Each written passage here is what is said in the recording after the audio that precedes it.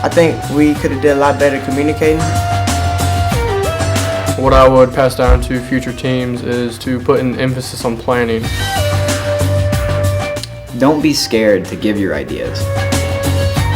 Making the robot smaller likely would have made us a lot better at the competition. Always read the instructions. When it comes to building your robot, make sure you guys plan ahead. 100% isn't enough. The most important thing that you will learn there is teamwork.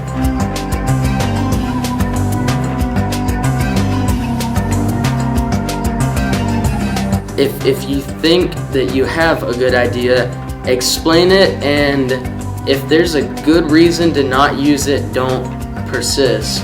But if it's a good idea, then it should generally be accepted, and don't be sour about it. I also learned how important teamwork was to what we were doing. Be strict, but be fair. You don't want to attack people, but at the same time you don't want to be lenient. You want to make sure jobs are getting done, there's getting progress made, and that you as a person are making progress as well while keeping up with others.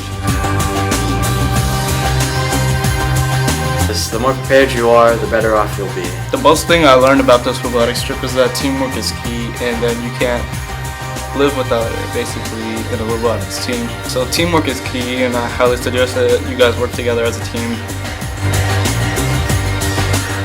Direction and your strategy are pretty much the same thing, and sticking with that strategy throughout the competition is somewhat challenging at times, because a new idea will come up, and those ideas are not always bad, but they can be counterproductive if they come too late into the competition.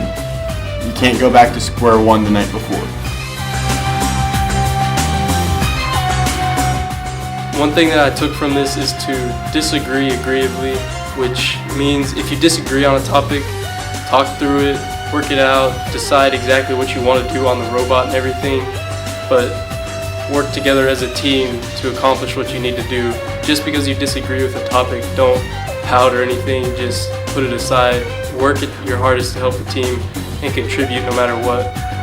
And another thing is to just communicate. Don't ever just assume that someone has something done, or if you don't know what to do, don't be afraid to ask questions.